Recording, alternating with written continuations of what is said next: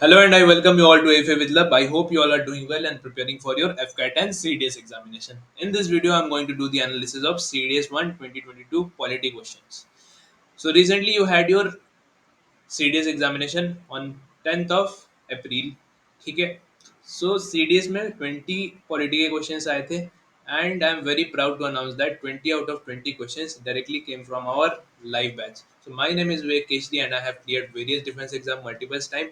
My score in recent FCAT examination was 221. So this is all about me and in इस video में हम देखेंगे proof of all the 20 questions that came in CDS which were from our batch. Okay. Now eliminate करना देखेंगे कि कैसे eliminate कर लूँ मैं ऑप्शन को आराम से क्वेश्चन निकाल लूँ. टाइम मैनेजमेंट देखेंगे and what are the best mocks ये देखेंगे. तो वीडियो में बने रहो, सारी चीज़ों का डिस्कशन करेंगे, बहुत मज़ा आएगा, एकदम आराम से करेंगे. ठीक है. So let's start our discussion. तो देखो फर्स्ट क्वेश्चन क्या था. So see this question. यहाँ पे पूछा गया है which one of the following statement with regard to national rural guarantee national rural employment guarantee act 2005 is correct. तो ये क्या है भाई. ये है ये. देखो हमने बैच में पढ़ा था, आर्टिकल 41 पढ़ा था हमने.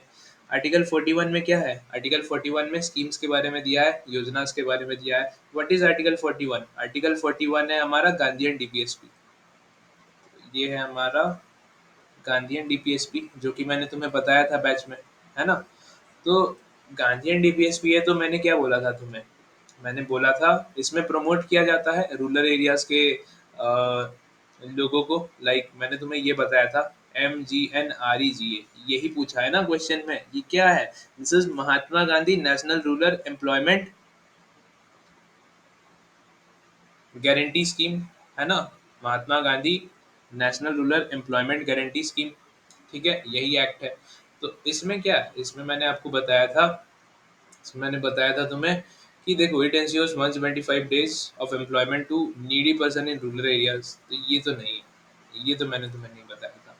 अब अगर देखोगे नेक्स्ट वाला ऑप्शन, ये तो गलत है. It gives higher wages to women worker. ऐसा तो कुछ नहीं है. गांधी जी कभी ऐसा नहीं बोले कि वुमेन को ज़्यादा प्रमोट कर दो. मतलब उन्होंने बोला था उनका जो मूवमेंट था, CDM हो रहा था, सिविल डिसोबीडियंट मूवमेंट हो रहा था. तो गांधी जी का क्या था आइडियोलॉजी, स्ट्रगल ट्रू स्ट्रगल, ऐसी आइडियोलॉजी थी. जब तुम मूवमेंट कर रहे हो, जब जैसे मान लो NCM हो रहा है या फिर CDM हो रहा है, नॉन कॉर्पोरेशन मूवमेंट हो रहा है, सिविल डिसोबीडियंट मूवमेंट हो रहा है, तो एक एक्टिव फेस होता था, एक पैसिव फेस होता था. तो एक्टिव फेस के समय क्या करते थे, वो मास मूवमेंट करते थे. NCM हो गया, जैसे CDM हो गया, सिविल डिसोबीडियंट मूवमेंट. तो ये सारी तुम्हारी एक्टिव फेस में होती थी.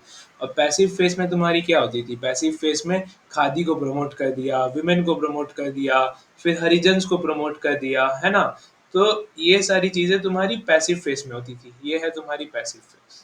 तो ये भी एक स्कीम है, national rural employment guarantee act. तो ये क्या करती है, it implements only in rural areas of India. तो ये रूरल एरियाज, इंडिया के रूरल एरियाज में होती है. तो ये तुम्हें मैंने बताया था एंड ये same to same question exam में आ गया. मैंने तुम्हें स्कीम योजना से रिलेटेड आर्टिकल 41 बताया था एंड ये क्या है, ये तुम्हारी डीपीएसपी है. ठीक है. तो नेक्स्ट देखते हैं, नेक्स्ट क्वेश्चन क्या है. आई होप ये क्वेश्चन क्लियर है. तो नेक्स्ट देखो. नेक्स्ट वो which one of the following is not mentioned as a form of emergency in the constitution of India. ये तो भाई, ये क्वेश्चन तो इतना इजी था कि क्या बोलूं. वेरी इजी क्वेश्चन है, इसका आंसर तो तुम देख के ही दे दोगे. मैंने तुमसे तीन तीन टाइप की इमरजेंसी डिस्कस की थी. एक थी नेशनल इमरजेंसी. अब तो तुम्हें मेरी बातें भी याद आ रही होगी जैसे जैसे मैंने बोला था. तो ये हो गया तुम्हारा article 352 national emergency. State emergency या फिर प्रेसिडेंट रूल आर्टिकल 356, है ना. फाइनेंशियल इमरजेंसी कितना, आर्टिकल 360. फाइन. तो तीन ही तो हमने डिस्कस किया था भाई, हेल्थ इमरजेंसी थोड़ी ना डिस्कस किया था. तो ये तो होगा ही नहीं. ये देखो, तीन टाइप ऑफ इमरजेंसी मैंने तुम्हें, flu, loose motion, high fever. जैसे तुम्हारी तबीयत खराब होती है तो तुम अलग अलग टाइप के मेडिसिन लेते हो. फ्लू हुआ तो फ्लू का लोगे, लूज मोशन का हुआ लूज मोशन का लोगे, फीवर का हुआ फीवर का लोगे. Three types of emergencies are there. And ये सिचुएशन के हिसाब से अलग अलग इमरजेंसी लगती है. National emergency, state emergency, financial emergency. तो ये तो क्लास की PPT ले रखी है. ये प्रूफ है कि हाँ ये हमने किया था. चलो, तो D is the correct answer. तो और सारे इमरजेंसी कौन लगाते हैं? सारे इमरजेंसी लगाते हैं तुम्हारे president. All emergency is declared by president of India. Fine. तो which one of the following is not a provision related to money bill? So money bill से प्रोविजन रिलेटेड नहीं है। एक चीज ध्यान में दो, एक चीज ध्यान में दो। क्या चीज ध्यान में देना है? कि सीडीएस में कौन से क्वेश्चन पूछते हैं तुमसे? हमेशा नॉट वाले क्वेश्चन पूछेंगे। एक हो गया, इधर देखो, ये भी नॉट वाला क्वेश्चन है। दिस इज ऑल्सो नॉट वाला क्वेश्चन। दो हो गए। और ये नॉट वाला नहीं है। तो अभी तुम देखते जाओ कितने सारे नॉट वाले क्वेश्चन है ना। तो देखो, which one of the following is not a provision related to money bill? Money bill की चर्चा हमने की थी। अब भाई साहब, मनी बिल होता क्या है? मनी बिल, ध्यान में दो, मनी बिल इज व्हाट? देखो, बिल्स चार तरह के होते हैं। एक ऑर्डिनरी बिल हो गया तुम्हारा, one is ordinary bill, other is money bill, financial bill and constitutional amendment bill. तो ये चार तरह के बिल्स होते हैं। सो ठीक है। तो मनी बिल क्या होता है? Money bill is a bill which is related to, पैसे से रिलेटेड होता है, टैक्सेस से रिलेटेड होता है, पब्लिक एक्सपेंडिचर से रिलेटेड होता है। ये होता है मनी बिल। तो कौन सा ट्रू नहीं है मनी बिल के बारे में, है ना? तो हमें देखना है, imposition, abolition, remission, altering to tax. तो ये मनी से रिलेटेड है। ये तो सही स्टेटमेंट है एकदम, फर्स्ट वाली। नेक्स्ट वाली देखोगे, appropriation of money bill out of constituted fund of India. तो ये भी सही है। It is related to money only. Last one you can see custody of consolidated fund of India और contingency fund of India. It is related to money, है ना? तो money bill money से रिलेटेड है। And it is related to what? It is related to money, it is related to financial matter like taxes, expenditure. इससे related होती है, जो कि हमने देखा था आर्टिकल 110 में। जो कि मनी बिल तुम्हारी लोकसभा में इंट्रोड्यूस हो सकती है, राज्यसभा में it cannot be introduce. And on the recommendation of president of India इसे इंट्रोड्यूस किया जाता है। ठीक है। और अगर तुम देखोगे, ये नहीं है, imposition of fine bye local authority of for local purpose. तो ये वाली चीज़ यहाँ पे आती ही नहीं है, imposition of fines by local authority for local purpose. तो इसीलिए C will be the correct answer. हमारा करेक्ट आंसर क्या हो जाएगा? सी हो जाएगा correct answer. Because money bill जो है तुम्हारी, वो पैसे से रिलेटेड है। It is related to money, it is related to taxes, consolidated fund हो गया, कंटीजेंसी फंड हो गया, इससे रिलेटेड है। ठीक है ना? तो that is why C is the correct answer. I hope this is clear. अब देखो, ये प्रूफ ले रखा है और ये तुम्हें मैंने बताया था। मनी बिल किससे रिलेटेड है? Imposition, abolition, रेमिशन, alteration, regulation of tax, है ना? कॉन्सोलिडेटेड फंड ऑफ इंडिया, देखो कॉन्सोलिडेटेड फंड ऑफ इंडिया। उसके बाद तुम देखोगे, these are the things that are mentioned in the question। Contingency fund of India है, कॉन्सोलिडेटेड फंड ऑफ इंडिया है। लेकिन वो जो तुम्हारी लोकल बॉडीज है, जैसे पंचायत एंड म्यूनिसिपलिटीज है, तो उनके लिए मनी बिल की रिक्वायरमेंट नहीं होती है। There is no requirement for money bill. ठीक है। Next, if you see which one of the following item is not covered under GST. तो जीएसटी के अंदर क्या कवर नहीं होता? जीएसटी के अंदर देखोगे, विच one of the following is not, फिर से नॉट वाला क्वेश्चन आ गया। तो जीएसटी क्या है? GST, it is under article 279 है ना? तो goods and service act, goods and service tax council, and it is headed by finance minister. Finance minister head करती है। तो यहाँ पे मैंने तुम्हें क्या बताया था? यहाँ पे मैंने एक ट्रिक बताया था। आर्टिकल आर्टिकल 101 बताया था। अब शादी में जाते हो, you give what? 101 rupees Shagun. And this is what? This is the trick for remembering this GST वाला। तो यहाँ पे क्या है? यहाँ पे देखो, जीएसटी के अंडर कौन सा कवर नहीं होता? कॉस्मेटिक्स कवर होते हैं, मेडिकल ग्रेड ऑक्सीजन कवर होते हैं, ज्वेलरी होता है, पेट्रोल नहीं होता cover. Petrol is not covered under GST. तो that is why D is the correct answer. Next देखोगे, which of the following statement is or are correct? तो इसमें से कौन सा करेक्ट होगा? अब तुमने अगर पढ़ रखा है तो तुम्हें तो पता ही होगा कौन सा करेक्ट होगा। तो these are are correct. The Committee on Estimates is an ad hoc committee on the of the Parliament, and Committee on Railway Convention is a standing committee of the Parliament. तो अब तुम बोलोगे कि sir ad hoc committee क्या है और standing committee क्या है? तो ये हमने डिस्कस किया था क्लास में, what is ad hoc, what is standing committee. तो पार्लियामेंट्री कमिटीज होती है। तो सबसे पहले जान लो पार्लियामेंट्री कमिटीज क्या होती है। तो any committee which is appointed, any committee which is appointed, elected by House of Parliament or nominated by Speaker, Chairman, works under the direction of Speaker, Chairman, present it report to Speaker or Chairman. तो parliamentary committees तुम्हारे दो type की होती है, एक हो गई तुम्हारी एडहॉक कमेटी, एक हो गई तुम्हारी स्टैंडिंग कमेटी। ठीक है।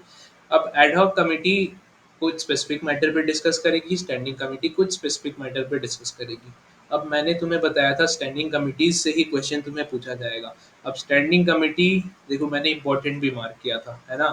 तो स्टैंडिंग कमेटी में मैंने तुम्हें पैक बताया, एस्टिमेट्स बताया और पब्लिक अंडरटेकिंग कमेटी बताया, तीन बताया था, है ना। Pack, estimates, public undertaking committee.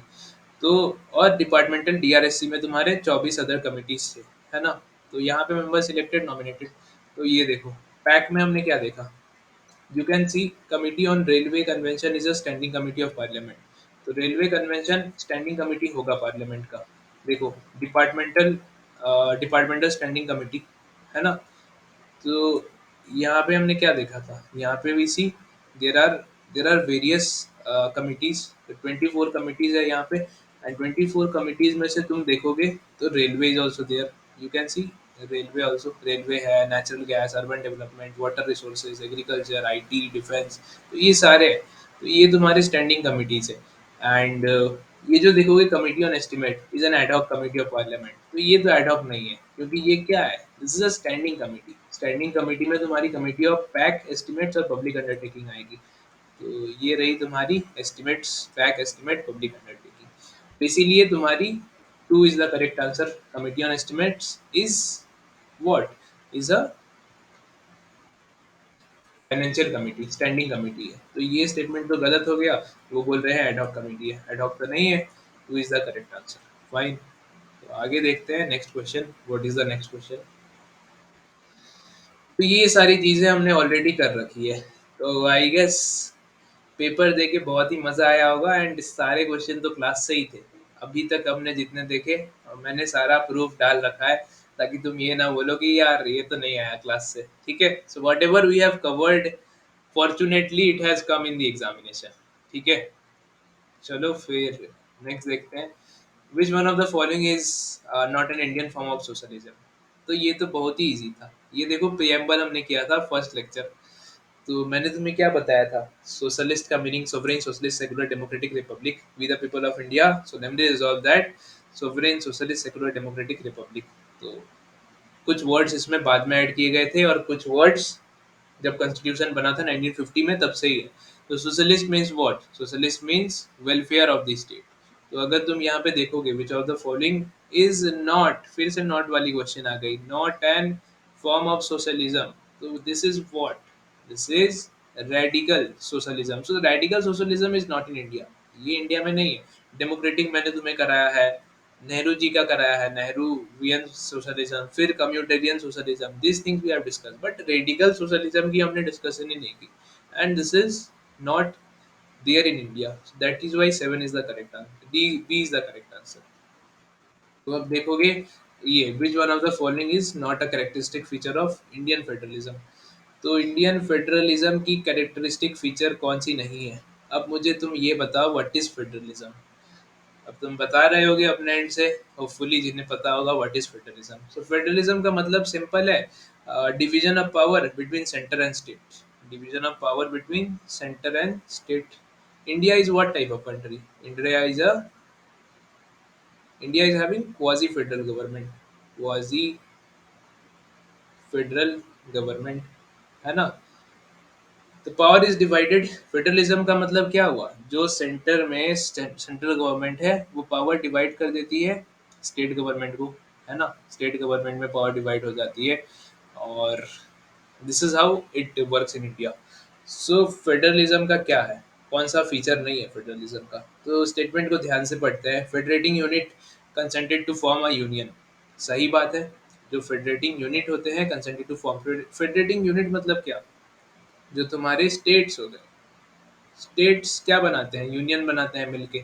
Federalism में, फेडरलिज्म मैंने तुम्हें समझाया, division of power between centre and state. Residuary power vest with centre, centre के पास पावर होता है। रेसिडुअरी पावर मतलब पावर का, पावर को देना, इसके पास पावर होगा एंड ये लोअर बॉडीज को पावर देगा, ये स्टेट्स को पावर देगा सेंटर। बहुत सही, ये सही है। Single citizenship is the correct answer. ये नहीं होता है, this does not happens in Indian federalism. An extensive union and concurrent list. तो यूनियन तो एक्सटेंसिव होता है एंड कॉन्करेंट लिस्ट पे भी ये क्या कर सकता है, ये कॉन्करेंट लिस्ट पे लॉज बना सकता है। Central government can make laws on concurrent list. तो ये मैंने एसएसबी क्रैक से फोटो ले रखा है, उन्होंने ये आंसर की गलत दिया है। तो ये डी नहीं होगा, इसका होगा सी। डी इसीलिए नहीं होगा क्योंकि जो सेंट्रल गवर्नमेंट है वो कॉन्करेंट लिस्ट पे लॉज बना सकता है, it can make laws on concurrent list. Concurrent list में कौन लॉ बनाते हैं, सेंट्रल गवर्नमेंट भी और स्टेट गवर्नमेंट भी। ठीक है, तो this this thing you have to understand, ये हमें समझना पड़ेगा। And C will be the correct answer here. ठीक है, तो फेडरलिज्म हमने डिस्कस किया था, division of power between centre and the state, central government और स्टेट गवर्नमेंट के पावर के बीच में डिवीजन। तो ये स्लाइड्स वही है जो हमने डिस्कस किया था तुम्हारी सेंटर स्टेट रिलेशनशिप में। तो ये सेंटर स्टेट रिलेशनशिप का क्वेश्चन है। एंड जैसे मैंने तुम्हें बोला था, इंडिया में क्वाजी फेडरल गवर्नमेंट है, यूएसए में तुम्हारा फेडरलिज्म है, unitary form of government UK में है। यूएसए में क्या होता है गाइस, यूएसए में हम देखते हैं फेडरलिज्म है, मतलब division of power between centre and state. And UK में क्या, यूनिटरी फॉर्म ऑफ गवर्नमेंट है, no state government, only central government is powerful there. तो वो दोनों को हमने मिला के quasi federal form of government बना दिया है। तो नेक्स्ट देखते हैं, which one of the following terms represent maxim, no man or person shall be condemned unheard। तो this thing we have discussed, no man or person shall be condemned unheard। तो इसमें क्या होगा, देखो ये फैक्चुअल क्वेश्चन था, ये हो सकता है तुम्हें याद ना हो, this is a factual question. And इसमें समझ में नहीं आया होगा कि कौन से को मार्क करे। तो correct answer will be answer option D, audi alteram partem, Audi alteram partem। So which one of the following terms represent maxim, no person shall be condemned unheard। तो this is option D, D is the correct answer। Next देखते हैं, which one of the following statement about speaker of लोक सभा is not correct। तो ये तुम्हारी parliament से question हो गई, ये हो गई तुम्हारी पार्लियामेंट से क्वेश्चन। तो इसमें देखो क्या पूछा है, फिर से इसने नॉट पूछ लिया, बोल रहा है विच of the following statement about speaker of Lok Sabha is not correct. तो बहुत बढ़िया, हमने लोकसभा के बारे में देखा था, लोकसभा में क्या होते हैं, स्पीकर होते हैं। एंड चेयरमैन कहाँ पे होते हैं, चेयरमैन होते हैं तुम्हारे राज्यसभा में, है ना। एंड राज्यसभा के चेयरमैन कौन होते हैं, वाइस प्रेसिडेंट होते हैं, ex officio chairman of Rajya Sabha. तो there is a speaker and deputy speaker of Lok Sabha and panel of chairperson होता है। ठीक है, तो ये सारे they are elected by Lok Sabha MPs. And speaker क्या करते हैं, नॉमिनेट करते हैं ये पैनल को। ठीक है, तो अब देखो, अब स्टेटमेंट पढ़ो, he shall vacate his office if he ceases to be a member of the house of people. तो he shall vacate his office if he ceases to be the member of the house of people. तो ये statement तो सही है, this statement is absolutely fine, है ना। और second statement देखो, he may at any time resign by writing his resignation to president of India। ये statement, this is not correct. मैं क्यों करेक्ट नहीं है वो मैं तुम्हें बताता हूँ। सी देखो, he may be remove from his office by a resolution of the house of the people by majority of all the then members. मतलब यहाँ पे तुम्हारी टू थर्ड मेजोरिटी है, two third majority, special majority है, two third of the present and voting plus 50% of the strength of the house. while the office of the speaker is vacant, the duties of office shall be perform by deputy speaker. अगर speaker नहीं है, मैंने तुम्हें बताया था, अगर speaker absent है, मान लो one fine day speaker is absent, so who will perform his duties, so his duties will be performed, his duties will be adhered by deputy speaker. Fine. अब देखो B, why B is not correct, B correct क्यों नहीं है, क्योंकि he may at any time, मतलब speaker, speaker of Lok Sabha, he can resign to whom, he can resign to deputy speaker, deputy speaker, not president of India. President इसको resign, president इसे हटा सकते हैं, लेकिन इसे अपनी रेजिग्नेशन किसको सबमिट करनी है, डेप्यूटी स्पीकर को करनी है। तो ये चीज मैंने तुम्हें बताया था, speaker will submit his resignation letter to whom, he will submit to deputy speaker. ठीक है, सो ये ध्यान में रखना। एंड आई होप ये क्वेश्चंस करके बहुत मज़ा आ रहा होगा, एग्ज़ाम में तो बहुत ही मज़ा आया होगा। ठीक है, सो आगे देखते हैं। अब देखो, जितने भी क्वेश्चंस है यार, सारे मैंने तुम्हें दिखा दिए। और भी बचे हुए हैं और देखते हैं। अभी तक तो सारे क्लास से ही है, पूरे क्लास से ही है यार। Which of the following statement about bill for amendment of constitution of India is not correct. So ये तुम्हारी कॉन्स्टिट्यूशनल अमेंडमेंट बिल के बारे में बात कर रहे हैं। तो हमने बिल्स के बारे में बात किया था। Fine, we talked about bills and हमने मनी बिल देखा था, कॉन्स्टिट्यूशनल अमेंडमेंट बिल देखा था, और हमने ऑर्डिनरी बिल भी देखा था, है ना? तो ये कॉन्स्टिट्यूशनल अमेंडमेंट बिल के बारे में बात कर रहे हैं। और this thing we have already studied in chapter of parliament. Fine, so parliament वाले चैप्टर में इसे हम पढ़ चुके हैं। तो देखो स्टेटमेंट पढ़ो। It is governed bye article 362 clause 2 of constitution of India. This is fine. This is correct. Joint sitting, the state legislature cannot initiate any bill or proposal for amendment of constitution. तो ये भी सही बात है। जो तुम्हारी state legislative assembly होती है, स्टेट लेजिस्लेटिव असेंबली हो गई और लेजिस्लेटिव काउंसिल हो गई, तो ये लोग नहीं इनिशिएट करते for the proposal of bills for the amendment of constitution. ये कौन करती है? ये तुम्हारी लोकसभा एंड राज्यसभा ही करेगी। Lok Sabha and Rajya Sabha, house of people and council of state, बस ये दोनों ही करेंगे। Now the previous sanction of the president of India is not required for introducing N bill in the parliament for the amendment. ये सही बात है, तो ये रिक्वायर्ड नहीं होती है। लेकिन ज्वाइंट सिटिंग देखो, joint sitting can be restored to passing a bill amending the constitution of India. मतलब ये बोल रहे हैं कि joint sitting happens in case of constitutional amendment bill. ये क्या है तुम्हारी? This is constitutional amendment bill. तो मैंने तुम्हें एक क्वेश्चन कराया था, वो क्वेश्चन की तरह ही सेम टू सेम ये क्वेश्चन दे दिया है। तो मैंने तुम्हें बोला था joint sitting constitutional amendment bill के केस में नहीं होती है। तो ये देखो, ये रहा वो क्वेश्चन जो हमने क्लास में किया था। Joint sitting of parliament is restored to resolving the deadlock between two houses of the parliament for passing which of the following bill। तो ज्वाइंट सिटिंग किस केस में होता है? ज्वाइंट सिटिंग तुम्हारे मनी बिल के केस में नहीं होता, कॉन्स्टिट्यूशनल अमेंडमेंट बिल के केस में नहीं होता। ज्वाइंट सिटिंग होता है तुम्हारे बस ऑर्डिनरी बिल के केस में। Joint sitting happens only in case of ordinary bills. Constitutional amendment bill के केस में नहीं होगा, मनी बिल के केस में नहीं होगा, और फाइनेंशियल बिल 1 के केस में नहीं होगा। ये बस होगा तुम्हारे ऑर्डिनरी बिल के केस में। फाइन। तो ये चीज़ देखो, ये तो पूरा ही सेम टू सेम क्वेश्चन आ गया है ना? ये हमने डिस्कस ही किया था।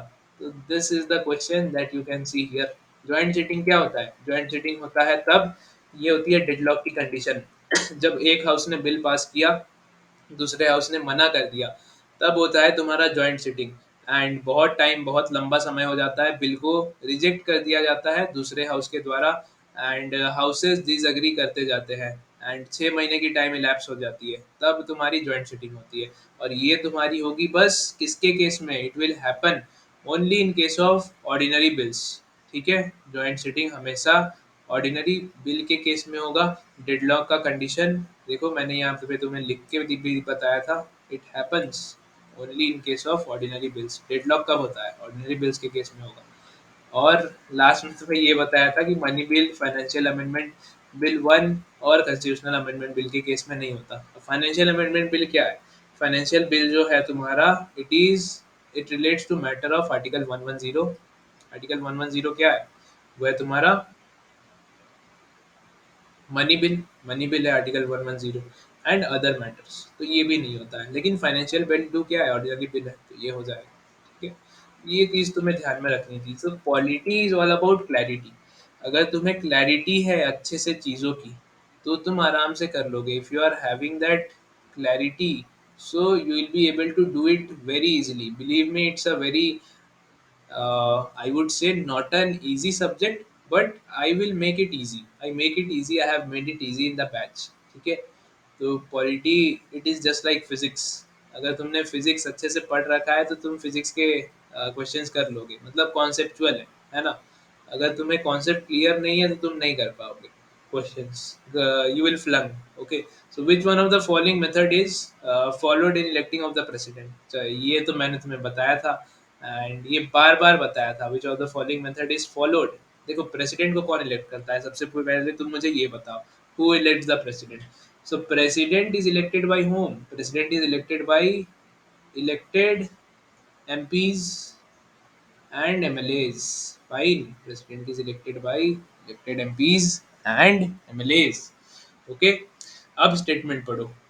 By which method? Proportional representation only, first past the post facto post system only. देखो ये वाली चीज कहाँ पे होती है, ये वाली चीज होती है तुम्हारी पार्लियामेंट के केस में। First pass the post facto system ये होती है तुम्हारी लोकसभा एंड राज्यसभा के केस में, ये तुम्हारी होती है first pass the post facto parliament के केस में। फिर proportional representation only, proportional representation first pass the post facto, तो बी तो तुम एलिमिनेट कर दोगे, ये पार्लियामेंट के केस में होती है, मैंने तुम्हें बताया था। बी जहाँ जहाँ है उसको हटा दो। अब देखो ये फर्स्ट पास जहाँ जहाँ है उसको हटा दो। अब ये तुम्हारी देखो प्रोपोर्शनल बच गई और ये बच गई। तो मैंने तुम्हें प्रेसिडेंट के केस में क्या बताया था, मैंने तुम्हें प्रेसिडेंट के केस में बताया था proportional representation and single transferable voting system, ये दो चीजें होती है ना। तो व्हाट इज प्रोपोर्शनल रिप्रेजेंटेशन, तो पहले वो हम समझते हैं। तो देखो यही स्लाइड है जो मैंने तुम्हें पढ़ाया था, प्रोसेस ऑफ इलेक्शन। तो ये देखो proportional representation, process of election of president bye proportional representation and single transferable voting system, है ना। तो ये तुम्हें मैंने बताया था। ओके। सो प्रोपोर्शनल रिप्रेजेंटेशन क्या है, प्रोपोर्शनल रिप्रेजेंटेशन मतलब ये हुआ, it means value of vote of MLAs and MPs. तो वैल्यू ऑफ वोट कैसे, मतलब हर स्टेट, जैसे मान लो जैसे मान लो तुम्हारे ये हो गया, let suppose it is state of Uttar Pradesh, Uttar Pradesh मान लो। सो उत्तर प्रदेश में क्या है, उत्तर प्रदेश में तुम्हारे एमएलए जो है, मेंबर ऑफ लेजिस्लेटिव असेंबली, विधानसभा के जो मेंबर्स है। तो it talks about the value of vote of MLA and you can सी ये कैसे निकालेंगे, पॉपुलेशन उत्तर प्रदेश का एंड जितने एमएलए है 403 है। एंड ये तुम्हारी कब की बात है, 1971 की बात है, इतना पॉपुलेशन 403, तो ये इतना वोट है। और value of vote of MLAs, MPs और एमएलएज का वैल्यू ऑफ वोट तुम देखोगे यहाँ पे, एमएलएज का देखोगे तो ये तुम्हारी total MPs Lok Sabha and Rajya Sabha 776 member है, इससे तुम डिवाइड कर दोगे value of vote of all MLAs of all the state and UT. तो इससे डिवाइड कर दोगे सो you will get the value of vote. तो यहाँ पे 708, यहाँ पे 208, this is the value of vote. And इसे हम क्या बोलते हैं, इसे हम बोलते हैं प्रोपोर्शनल रिप्रेजेंटेशन। मतलब हर एमपी का और हर एमएलए का रिप्रेजेंटेशन मतलब सेम है। जैसे एमएलए का 208 वोट है, वैल्यू ऑफ वोट एमएलए का है 208, वैल्यू ऑफ वोट तुम्हारी एमपी का है 708। तो जितने भी एमपीज होंगे और जितने भी एमएलएज होंगे सबका तुम्हारा इतना ही होगा, 208 एंड 708। तो this is proportional representation. I hope ये समझ में आया। फिर सिंगल ट्रांसफरेबल वोटिंग सिस्टम में क्या है, सिंगल ट्रांसफरेबल वोटिंग सिस्टम में तुम्हारी बैलेट पेपर्स होती है। देखो ये बैलेट पेपर्स होती है, मान लो तुम्हारे 3 कैंडिडेट है और कैंडिडेट ए बी एंड सी है, और कैंडिडेट ए बी एंड सी को मान लो 4 कैंडिडेट्स है, यहाँ पे समझो। तो देर आर 4 कैंडिडेट्स, इसको ध्यान से समझना। 4 कैंडिडेट्स है और 4 कैंडिडेट्स को तुम्हें वोट देना है। ठीक है, अब तुम प्रेफरेंस में वोट दोगे कि किस प्रेफरेंस में मैं वोट दूँ। मान लो ए को दिया तुमने 2, बी को 1, सी का 4 एंड डी का 3, ऐसे करके तुमने वोट दे दिया। तो डी को सबसे कम वोट मिले, लेट सपोज डी को सबसे कम वोट मिले। अब जो डी का वोट है, डी को डी एलिमिनेट हो जाएगा एंड वोट कहाँ पे ट्रांसफर हो जाएंगे, बी को चला जाएगा, सी को चला जाएगा, कुछ ए को चला जाएगा एंड डी कैंडिडेट एलिमिनेट हो जाएगा फर्स्ट राउंड में। अब सेकेंड राउंड में क्या होगा, सेकेंड राउंड में देखोगे जिस हिसाब से तुमने प्रेफरेंस दिया है उस हिसाब से ये जो डी के पास 18 वोट्स थे वो इनमें डिवाइड हो जाएंगे, इसको 5 मिला, इसको 11, इसको 2। ठीक है, तो अब लीस्ट नंबर ऑफ वोट किसके पास है, सी के पास है लीस्ट नंबर ऑफ वोट। तो सी का वोट किसके पास जाएगा, ए एंड बी के पास जाएगा एंड ए एंड बी के पास गया। उसके बाद यू कैन सी बी वाला कैंडिडेट जीत गया यहाँ पे। अब ये कैसे जा रहा है दैट इज नॉट इम्पोर्टेंट, अब ये क्या हो रहा है that is important. This is known as single transferable voting system. जिसके पास भी कम वोट्स होते हैं वो वोट्स तुम्हारे दूसरे कैंडिडेट्स को ट्रांसफर हो जाते हैं जो विनिंग कैंडिडेट्स है ना। तो ये तुम्हारी प्रेसिडेंट की इलेक्शन ऐसे होती है, single transferable voting system and तुम्हारी प्रोपोर्शनल रिप्रेजेंटेशन, मतलब C will be the correct answer. ये डायरेक्ट क्वेश्चन था। तो all the questions are direct only from the class. तो मतलब बहुत मजा आ गया, पूरा पेपर हलवा बना दिया। Okay, so let's see the next question. अब देखो, ये देखो, ये कहाँ से क्वेश्चन है, can you tell me. Fundamental right से है। Article 19 of the Constitution of India, as it stands, amended, included which of the following? तो आर्टिकल 19 में मैंने क्या बताया था तुम्हें? सो आर्टिकल 19 में मैंने तुम्हें बताया था right to freedom. Right to freedom है 19, 20, 21, 22, चार आर्टिकल्स होते हैं राइट टू फ्रीडम के। Right to freedom 19, 20, 21, 22। अब आर्टिकल 19 मैंने तुम्हें बताया था बहुत इंपॉर्टेंट है राइट टू फ्रीडम में। सो इसमें क्या होता है गाइस, इसमें हमने देखा था कुछ क्लॉज होते हैं। 9 क्लॉज 1 में क्या है? Freedom of speech and expression. ये तो है, ये सही है। Assembly, peaceful assembly without arms, बिना आर्म्स के पीसफुल असेंबली कर सकते हो। To move freely throughout the territory of India, कहीं भी जा सकते हो। लेकिन टू एक्वायर और डिस्पोज प्रॉपर्टी, तो this is not a fundamental right. To acquiring a property and disposing a property is not a fundamental right. ये क्या है? It became legal right. इसे लीगल राइट बना दिया गया था कब? It was made legal right during which time? बताओ मुझे। सो राइट टू प्रॉपर्टी क्या था? इसे, ये पहले फंडामेंटल राइट था। And it was what? It was article 31। ये आर्टिकल 31 है, right to property. And it was made a legal right during, it was later made a legal right by 44th Constitutional Amendment Act of 1978। It was made a legal right. पहले fundamental rights था, and अगर fundamental rights होता तो land reform में problem होते, तो इसीलिए इसे डिलीट कर दिया गया। It was deleted bye 44th constitutional amendment of 1978। तो ये आर्टिकल 31 हुआ करता था, लेकिन ये अभी नहीं है, इसे डिलीट कर दिया गया है। ठीक है, अभी ये क्या है? It is article 300A, and ये तुम्हारा लीगल राइट है, नॉट अ फंडामेंटल राइट। तो ये तो ऑलरेडी ऐसे ही एलिमिनेट कर दोगे, राइट टू एक्वायर और डिस्पोज ऑफ प्रॉपर्टी। ठीक है, so it is not a fundamental right. Article 19 क्या है? फंडामेंटल राइट है। तो इसीलिए 1, 2 और 4 कर दोगे मार्क। Very easy question. देखो हमने पढ़ा था article 19। And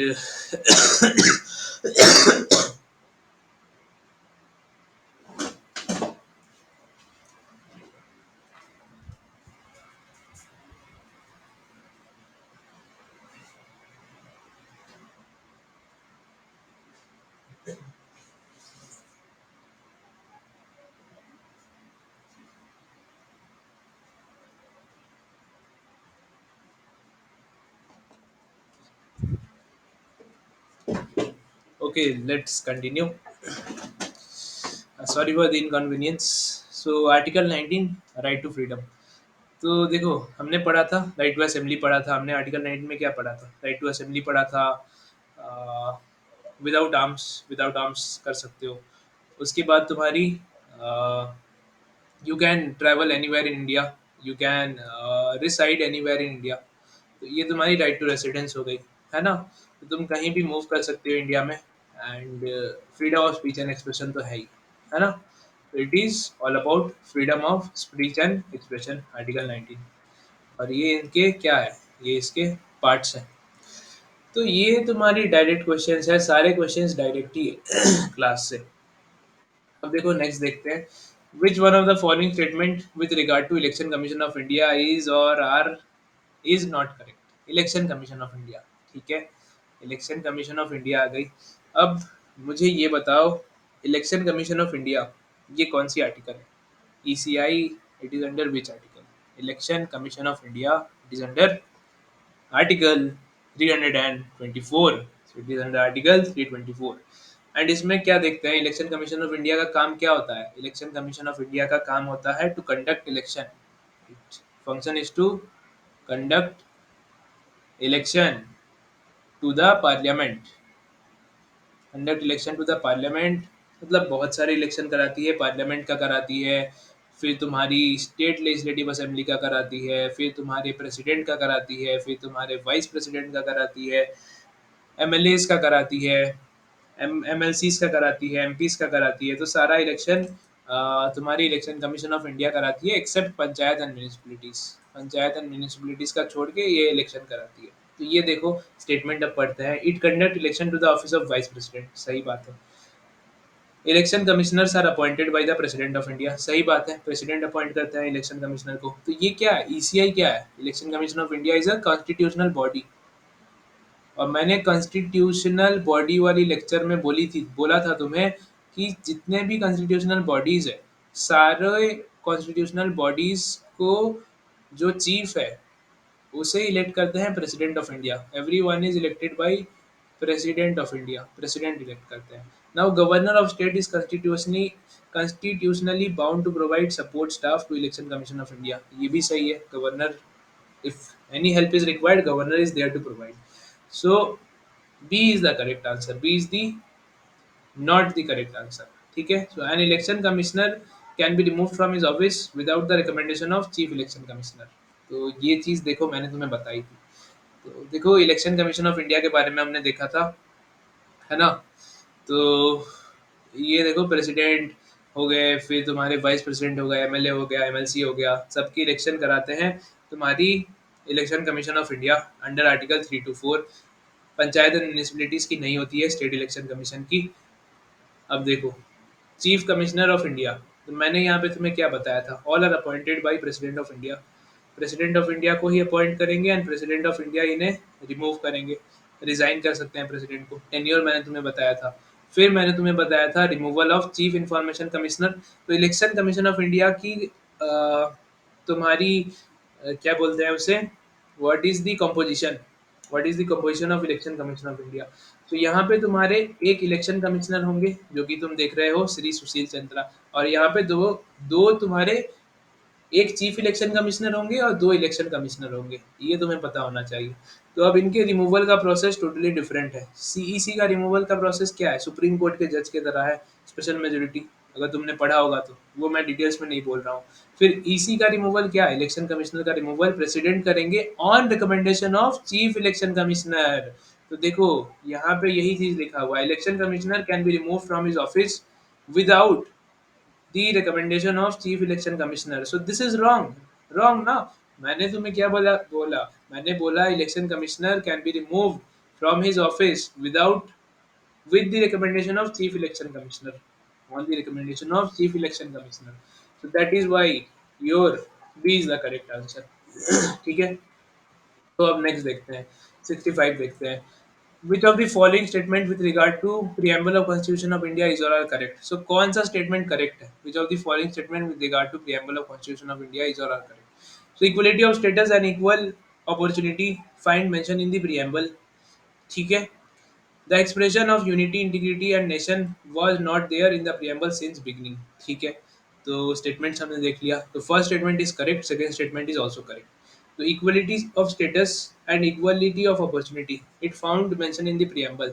equal status and equal opportunity इसका मेंशन किया गया है, लेकिन तुम देखोगे इंटीग्रिटी, ये जो वर्ड है integrity, it was added later, it was added later. तो यही लिखा हुआ है, expression unity and integrity of nation was not there in the preamble since the beginning. तो बात तो सही है, 1950 से नहीं है, कब से है? It was added by 42nd constitutional amendment act of 1976। तो इंदिरा गांधी की गवर्नमेंट थी, इंदिरा गांधी के गवर्नमेंट के टाइम का है। एंड देखो तीन वर्ड्स को ऐड किया गया था, मैंने तुम्हें बताया था, सोशलिस्ट, सेक्युलर एंड इंटीग्रिटी। ठीक है, तीन वर्ड्स को बाद में ऐड किया गया था। And equal justice and free legal aid, तो ये वाली चीज़ तुम्हारी पहले से थी। Equality of status and equality of opportunity find mentioned in the preamble, it is there in the preamble. और ये जो चीज़ है यूनिटी एंड इंटीग्रिटी, ये वर्ड तुम्हारी बाद में ऐड की गई थी by 42nd constitutional amendment act of 1976, Indira Gandhi के गवर्नमेंट के टाइम में ये ऐड की गई थी। So correct answer is both, यहाँ पे बोथ करेक्ट आंसर है, ऑप्शन 1 and 2। ठीक है, यहाँ पे दोनों करेक्ट है। नेक्स्ट अगर देखोगे, नेक्स्ट क्या है, नेक्स्ट है हमारी पार्ट 4 है। तो ये देखो ये कहाँ से है, पार्ट 4 है, ये कौन सी है आर्टिकल मुझे बताओ। दिस इज आर्टिकल, कौन सी आर्टिकल है? आर्टिकल 51 है। And this is what, this is fundamental duties, fundamental duties है ना? सो फंडामेंटल ड्यूटीज में हम क्या देखते हैं, फंडामेंटल ड्यूटीज में फंडामेंटल ड्यूटीज वो ड्यूटीज होती है जो हमारे पर्सनैलिटी को शेप करती है। अगर तुम्हें कोई बोले, अगर तुमसे कोई पूछे how to become a good citizen, so tell him to follow the fundamental duties, tell him to read the fundamental duties. अगर वो फंडामेंटल ड्यूटीज पढ़ेगा तब वो एक अच्छा सिटीजन बन सकता है। So in part 4A we can see it has been mentioned about fundamental duties. So क्या मेंशन नहीं किया गया है? Which of the following duties is not mentioned in the Indian Constitution? तो ये सारे ड्यूटीज हमने कवर किए हैं एकदम अच्छे से, मैंने तुम्हें एक्सप्लेन किया था। To render national service whenever call to do so, ठीक है। अगर नेशनल सर्विस चाहिए तो तुम्हें हमेशा जाना चाहिए, you should go, you should go and give national service whenever called to do so. To renounce practices derogatory to dignity of women. तो अगर if something is happening with the dignity of women, तो that should be avoided. That should be avoided, and ये women are not respected, and this should stop. ठीक है। To value and preserve unitary national culture, to develop the spirit of inquiry and reform. तो ये तो था, ये भी था, ये भी था, लेकिन ये नहीं था। To value and preserve unitary national culture, this is the this was not present where in fundamental duties। ठीक है, तो देखो ये सारे थे, हमने ये सारे हमने देखे। टू रेंडर नेशनल सर्विस, देखो इधर ये सारे हमने किए थे। Part 4A article 51 added by 42nd constitutional amendment of 1976, Indira Gandhi के गवर्नमेंट के टाइम में ये ऐड किया गया था। So to defend country and render national service whenever required, to promote harmony and to promote harmony of spirit of common brotherhood amongst all the people of Indian religion, linguistic, regional, sectional diversities, and to renounce practice derogatory to dignity of women. So, if there is anything which is happening with respect to women, which is hampering their dignity, then that should be stopped. तो उसे रुकना चाहिए, ठीक है। ये चीज़ हमने देखा। और ये देखो, to develop a spirit of inquiry, to develop a spirit of inquiry, point number 8 देखो, ये भी था। लेकिन जो तुम्हारी ये है, see this is not a fundamental duty to preserve an unitary national culture. Fine. तो अगर तुमने ध्यान से पढ़ रखा था तब तो तुम आराम से कर लोगे। नेक्स्ट, ये तुम्हारा ऐड किया गया था लास्ट डीपीएसपी, 11th कर दिया गया था, 10th तो था इनिशियली। उसके बाद और एक ऐड किया गया था, to provide opportunities for education to child और वॉट बिटवीन 6 to 14 years। मतलब this is the right of parents, right to education जो हम देखते हैं। तो पेरेंट्स की ये ड्यूटी है कि वो अपने बच्चे को स्कूल भेजे 6 to 14 years, and it was added by 86 constitution amendment act of 2000। Next देखते हैं, according to constitution of India which one of the following is not correct. कौन सी करेक्ट नहीं है, बताओ। Which of the following is not correct according to constitution of India. तो constitution को तो हमने पूरे अच्छे से पढ़ा था, आई वुड से सारे टॉपिक को हमने बहुत ही अच्छे से पढ़ा था, ठीक है। तो एक भी क्वेश्चन तुम्हारा छूटा नहीं होगा, एंड अभी तुम्हें रियलाइज हो रहा होगा, अरे ये तो सारे क्लास में ही हमने करे थे। तो इसीलिए मैंने इंक्लूड कर लिया है तुम्हारी क्लास की पीपीटी, ताकि टैली होता रहे, प्रूफ दिखे। तो बहुत सारे कोचिंग इंस्टीट्यूट बोलते हैं कि यार इतने क्वेश्चन आ गए, इतने क्वेश्चन आ गए, but they never show you the proof, ठीक है। So here I am showing you all the proof that whatever is there वो तुम्हें पता होना चाहिए। Now executive power of union shall be vested in the president of India.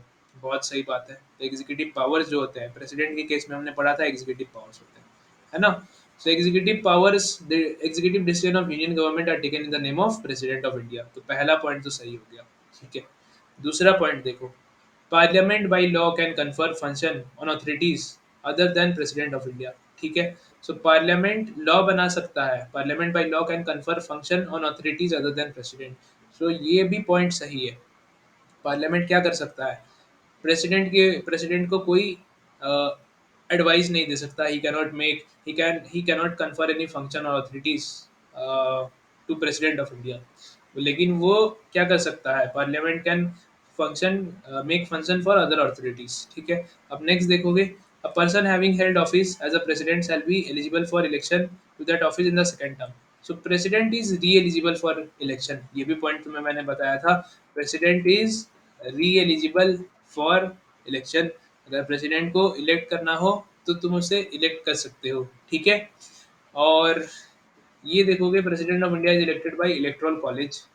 President of India is elected by electoral college consisting of all the members of the parliament and the members of all the state legislature। तो ये गलत है। गलत क्यों है? तो तुम बोलोगे भाई साहब पार्लियामेंट भी तो है, स्टेट लेजिस्लेचर भी तो है, लेकिन यहाँ पे बोला है all the members of parliament, all the members of state legislature. मैंने तुम्हें क्या पढ़ाया था? President of India is elected by the elected MPs, elected MLAs and elected MPs. ये देखो, elected MLAs and elected MPs, तो मैंने इसे हाईलाइट भी किया था। एंड ये पॉइंट तो तुम मिस नहीं कर सकते हो, इसका मैंने एमसीक्यू भी कराया था। President of India is elected by an by electoral college consisting of elected MLAs and elected MPs. So जो भी एमएलएज होंगे एंड जो भी एमपीज होंगे वो इलेक्टेड होने चाहिए, वो नॉमिनेटेड नहीं होने चाहिए। They should not be nominated, elected MLAs and elected MPs of state legislature, ठीक है। तो वो नॉमिनेटेड नहीं होना चाहिए। अच्छा, नॉमिनेट कौन करता है? They are nominated by president of India. जो नॉमिनेटेड होते हैं उन्हें प्रेसिडेंट नॉमिनेट करते हैं। जैसे हम राज्यसभा के केस में देखते हैं, तो राज्यसभा के केस में क्या होता है? Total strength is 245, 233 plus 12। तो 233 are elected and 12 are nominated. तो ये नॉमिनेटेड की बात कर रहे हैं। तो नॉमिनेटेड पार्टिसिपेट नहीं करते प्रेसिडेंट के इलेक्शन में, बस तुम्हारे इलेक्टेड पार्टिसिपेट करेंगे। I hope I am clear. चलो ये देखते हैं। तो ये भी क्लास की क्वेश्चन है। ये सारे आर्टिकल्स मैंने तुम्हें बताए थे। तो इसमें मुझे बताओ क्या होगा करेक्ट आंसर। सो यहाँ पे तुम क्या देख पा रहे हो? यहाँ पे तुम देख पा रहे हो विच of the following articles of the constitution of India, which of the following articles of constitution of India requires Prime Minister of India to furnish information related to decision of Council of Minister to the President, ठीक है। तो ये क्या हो जाएगा? So this will be what? Article 74 हमने पढ़ा था। आर्टिकल 74 में क्या था?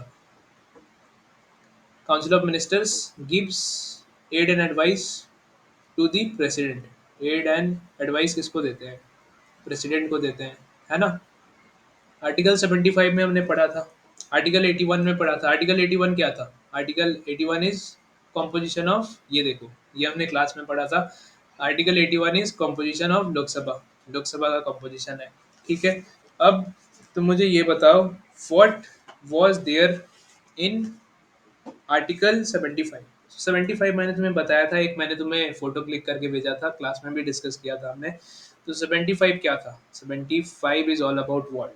It is all about provision of ministers in the centre. It is all about provisions of ministers in the centre.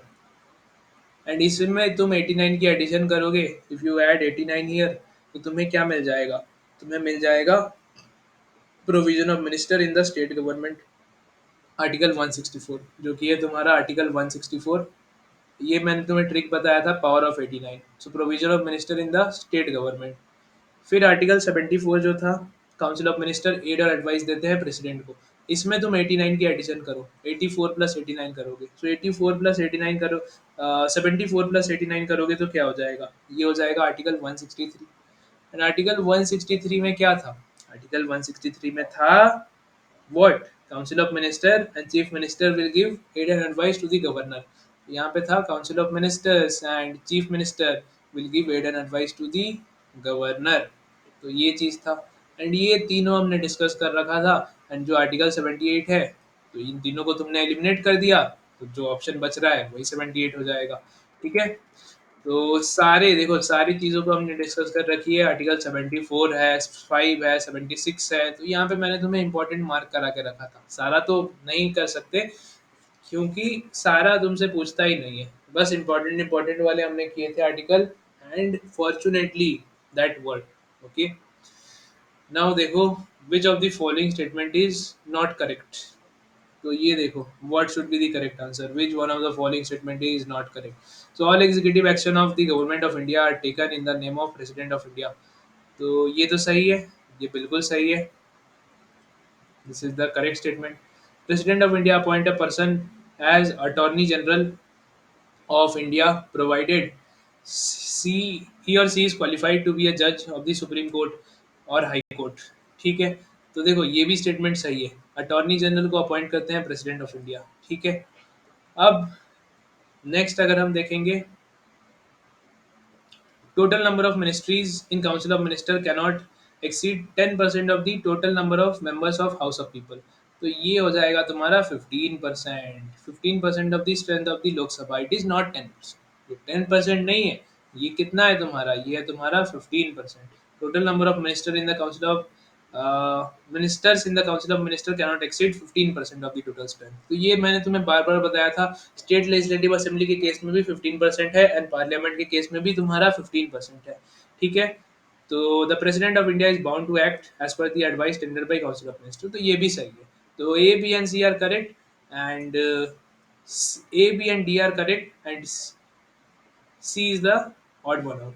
C is not correct, C गलत है। यहाँ पे 15% होगा, 10% ये लिखा है इन्होंने। दिस विल बी 15%, क्योंकि सबको मिनिस्टर नहीं बना सकते। अगर ये परसेंटेज ज़्यादा हो गया तो सबको ही उठा के मिनिस्टर बना देंगे, तो वो गलत चीज़ हो जाएगी। तो 15% लोग बस मिनिस्टर बन सकते हैं, ये चीज़ है of the member of parliament, ठीक है। अब देखो ये चीज़ मैंने तुम्हें कराया था यहाँ पे, maximum strength of prime minister and council of minister shall not exceed 15% of the strength of the Lok Sabha. 15% Lok Sabha की स्ट्रेंथ कितनी है, 543 है। 15% करोगे तो कितना होगा, 82 मैक्स। तो मैक्सिमम 82 क्या बन सकते हैं, 82 बन सकते हैं मिनिस्टर्स, है ना। तो ये चीज़ मैंने तुम्हें क्लास में ऑलरेडी बता रखा था। This thing I have already discussed in the class, and hopefully तुमने कर लिया होगा। 91st constitutional amendment act of 2003 से ये चीज़ ऐड किया गया, क्योंकि पहले क्या होता था, पहले जिसको मन उसको मिनिस्टर बना दे रहे थे, तो चीज़ें सही नहीं हो रही थी, ठीक है। तो इसी वजह से 15% वाली क्राइटेरिया कर दी गई। एंड यहाँ पे कितनी है, यहाँ पे है तुम्हारी 10% वाली क्राइटेरिया, इसने गलत लिखा है, ठीक है। सो ज़्यादातर ऑनलाइन साइट में देखोगे तो तुम्हें आंसर कुछ ना कुछ तो गलत मिलेंगे। अभी 3 आंसर्स गलत मैंने पॉइंट आउट कर दिया। एसएसबी क्रैक से मैंने ये ले रखा है। तो ऑनलाइन मुझे ज़्यादा कहीं वेबसाइट में नहीं मिला, एसएसबी क्रैक से मिला, तो वहाँ से ही मैंने लेके यहाँ पे तुम्हारा स्नैपशॉट लेके ये बना दिया है, ठीक है। तो कुछ क्वेश्चंस, 3 क्वेश्चंस हमारे सामने गलत निकल गए एसएसबी क्रैक के। तो हर सोर्स पे रिलाई मत कर लेना, बस ट्रस्टेड सोर्स पे करना, ठीक है। Like AFA with love. Okay, so the issue whether Section 377 of Indian Penal Code is violative to Article 21, 14, 15 of Indian Constitution was decided in which of the following cases। तो देखो हमने एक lecture किया था लास्ट में, at the end of the batch. तो एक lecture था तुम्हारा इंपॉर्टेंट केसेस एंड जजमेंट। तो मैंने बोला था भाई, we will not leave any stone unturned. एक क्वेश्चन तो आ जाएगा तुम्हारे केसेस से रिलेटेड। तो ये केसेस वाला भी क्वेश्चन, चलो we have done it, and hopefully तुमने कर लिया होगा। तो विसाखा जजमेंट हमने देखा था, इसको एलिमिनेट करके किया होगा तुमने, मैंने बोला था एलिमिनेट करके करना। So power of elimination is must. Eliminate कैसे करोगे, विसाखा केस मैंने तुम्हें बताया था। ये किससे रिलेटेड है, it is related to sexual harassment in work places, है ना, विसाखा जजमेंट। तो ये तो नहीं होगा। सयारा बानो, तो ये केस मैंने तुम्हें बताया था, साहबानो बेगम केस। तो इसमें क्या था, it was related to uniform civil code, मतलब एलिमनी, राइट टू एलिमनी वाला रिलेटेड था। पर्सनल रिलीजियस लॉ, जैसे कि मुस्लिम वुमेन्स को एलिमनी नहीं मिलेगी, तो उन्हें किस पीरियड में मिलेगी, उन्हें बस तुम्हारी इद्दत पीरियड में एलिमनी मिलेगी, इससे लेके था। तो कॉन्स्टिट्यूएंट असेंबली तुम्हारी जो पार्लियामेंट है, तुम्हारी जो सुप्रीम कोर्ट है, सुप्रीम कोर्ट ने क्या किया था, सुप्रीम कोर्ट ने बोला था कि जैसे हिंदूज को मिलती है एलिमनी, हिंदू वुमेन को जैसे एलिमनी मिलती है, वैसे ही तुम्हें मुस्लिम वुमेन्स को भी मिलेगी। And it was said bye supreme court. फिर राजीव गांधी की गवर्नमेंट आई 1986 में, तो इसने क्या किया, मुस्लिम वुमेन को बिट्रे कर दिया, एंड ये चीज़ हटा दिया, एलिमनी वाली चीज़ की लाइफ टाइम तक एलिमनी मिलेगी मुस्लिम वुमेन्स को भी। लेकिन हिंदू के केस में ऐसा होता है, बट मुस्लिम के केस में ऐसा नहीं होता। उन्हें बस एलिमनी मिलती है तुम्हारी इद्दत पीरियड में, जब उनकी निकाह होती है तब तुम्हारी इद्दत पीरियड डिसाइड हो जाती है। तो उसी समय it can be of 3 month, 4 month, 6 month, 1 year, तो that at during that time they get. तो ये दो तो एलिमिनेट हो गए। अब बच रहा है तुम्हारा Shreya, Shreya Singhal case versus union of India and नाज फाउंडेशन।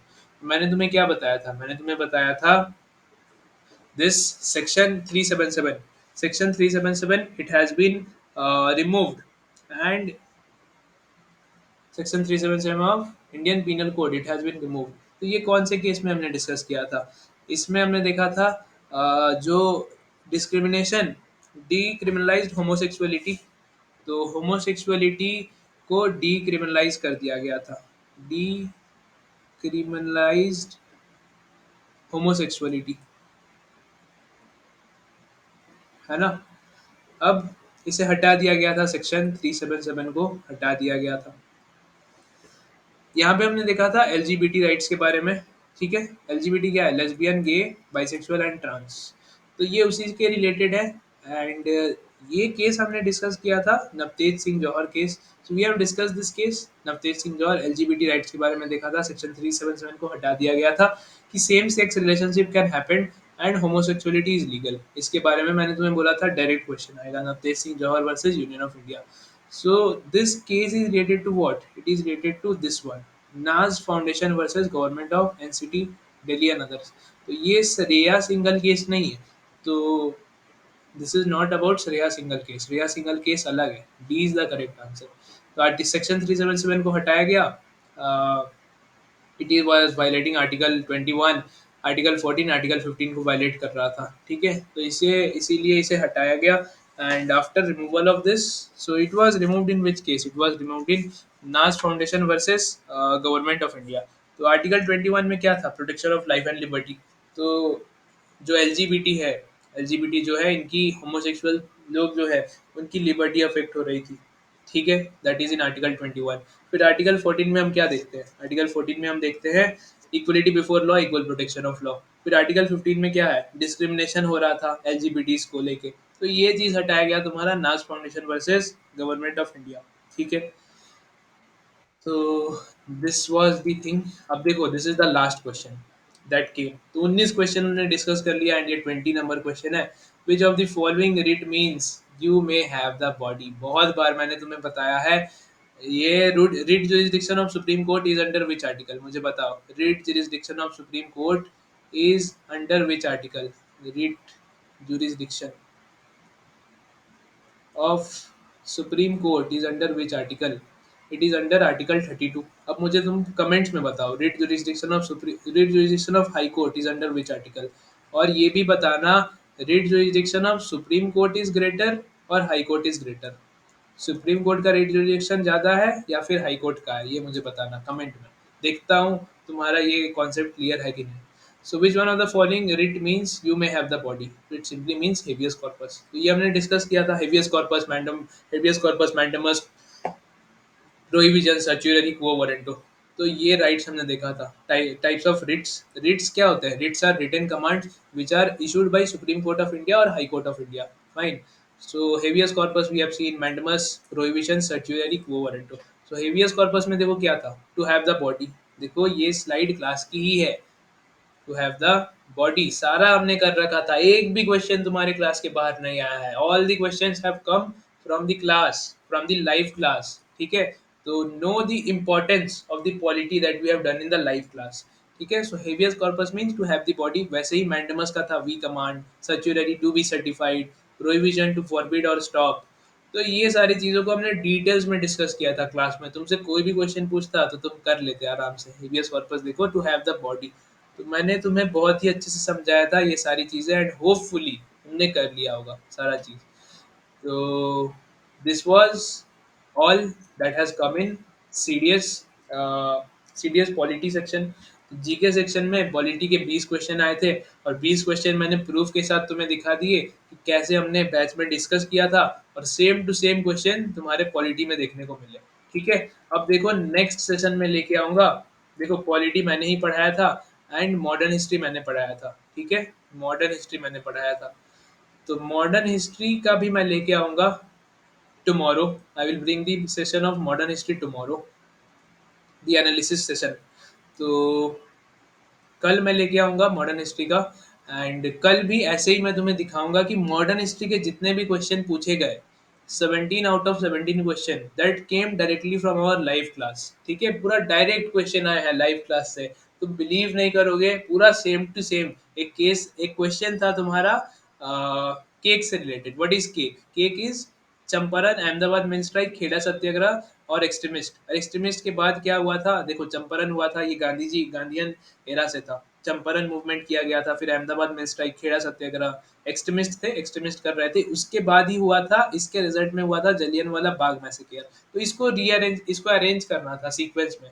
तो ये मैंने तुम्हें ट्रिक बताया था केक वाला, तो ये डिस्कस करेंगे नेक्स्ट लेक्चर में, बहुत ही अच्छे से देखेंगे कि कैसे आया क्लास में। कैसे हमने जो क्लास में किया वो सेम टू सेम तुम्हारा एग्जाम में आया। बहुत ही मजा आएगा। तो अभी के लिए तुम मुझे बताओ कि ये सेशन कैसा लगा, एंड अगर हेल्पफुल हुआ, अगर मजा आया तो कमेंट में बताओ। थोड़ा प्यार शो करो, वीडियो को शेयर करो, लाइक करो, एंड जो कर रहा है करो, बस रीच बढ़ाओ, थोड़ा थोड़ा शेयर करो सब लोगों को, एंड प्यार दिखाओ थोड़ा, सब्सक्राइब बटन को प्रेस कर दो, एंड ऐसे और भी सेशंस आते रहेंगे, अभी बहुत सारे वीडियोस आते रहेंगे। सो देखते हैं यार, नेक्स्ट सेशन में मिलते हैं। एंड ज़रूर बताना सेशन कैसा लगा कमेंट सेक्शन में, so that it will motivate me to make more videos. ठीक है, तो बेस्ट कंटेंट लेके आएंगे। F with love, well wishes you all the best for your upcoming examination. So I hope बहुत ही मज़ा आया होगा सेशन में, सारे क्वेश्चंस का डिस्कशन हमने कर लिया। एंड कोई डाउट्स होगा तो यार पूछ लेना कमेंट सेक्शन में बेझिझक। And stay tuned on Instagram, Telegram and YouTube. तो इंस्टा पे फॉलो कर लेना F with love, and YouTube तो you know fine, and Telegram पे कनेक्ट कर लेना। टेलीग्राम में सर्च करना एफ विथ लव ही है टेलीग्राम में, ठीक है। तो वो ज्वाइन कर लेना, वहाँ पे इंपॉर्टेंट मैसेज देने के लिए यूज़ किया जाता है। तो do join Telegram, Instagram and YouTube. So thank you guys for watching the video, and अब मिलेंगे हम नेक्स्ट वीडियो में। सो चलो एंड करते हैं आप सेशन को अब। जय हिंद, जय भारत एंड वंदे मातरम। वीडियो भी अपलोड करना है मुझे, चलो टाटा।